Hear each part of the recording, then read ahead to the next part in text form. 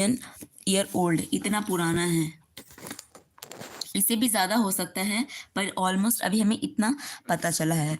Huge cluster of a Galaxy comparison the universe. Galaxy contain star and clouds of gases and dust. जो हमारी Galaxy है वो contain करती है star को, क्लाउड को, गैसेस को और डस्ट को, यानी कि धूल वगैरह जो होती है। Considering the size of universe earth is indeed speck. The big bang theory attempt. Big bang theory के बारे में आपने बहुत सुना भी होगा और इसमें भी आप पढ़ोगे। The big bang theory attempt to explain us a origin of universe. It talk the singular huge explosion unimaginable in a physical term. The universe expanded and hence the temperature came down. और जब temperature down हुआ होगा तब जाके हमारा ये earth बना, right. Hydrogen and helium form some time later the gases consider under gravitation and form a galaxy of the present day universe.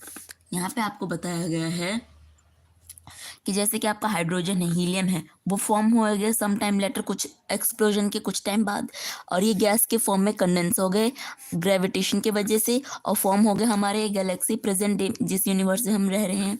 In the solar system of the Milky Way galaxy earth was suppose to have form about 4.5 billion year back, यानी कि पीछे के समय की बात बता रहे हैं हमें। There was a no atmosphere on earlier earth. जो हमारा बहुत पहले का समय था जब अर्थ फॉर्म हो रहा था, तो कह रहे उस टाइम पे हमारा ये एटमॉस्फेयर बहुत अच्छे से नहीं बना हुआ था। Water vapour, methane, carbon dioxide and ammonia release from the molten mass covered the surface. The UV rays from the sun broke up water into a hydrogen and oxygen and the lighter hydrogen escape. Oxygen combined with ammonia and methane to form water, CO2 and other. The ozone layer was formed as it cooled. The water vapor fell as iron to fill all the dispersion and ocean.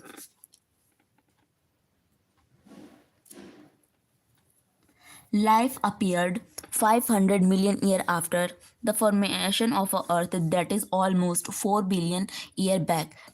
Did life came from outer surface? क्या हमारा जो life outer surface से आया है? नहीं।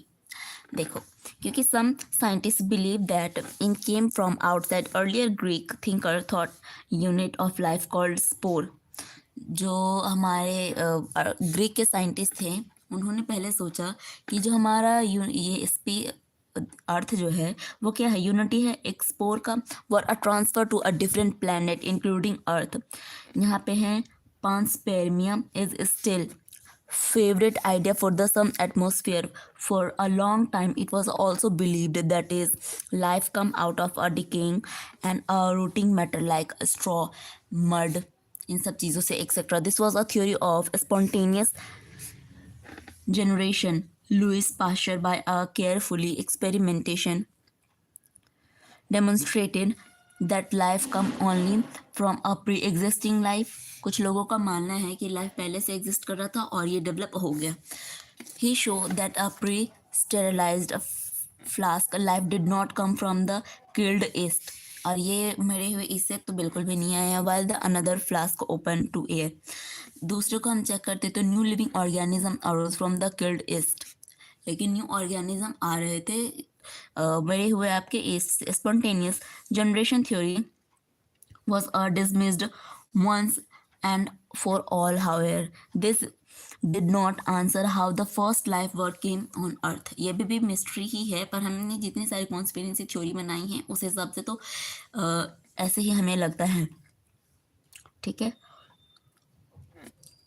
Now, Oparian and Russian has Haldane of England proposed that the first form of life could have come from the pre-existing non-living organic molecule like RNA, protein, etc. and the formation of life was preceded by a chemical evolution. Formation of derives organic molecules from the organic constituent.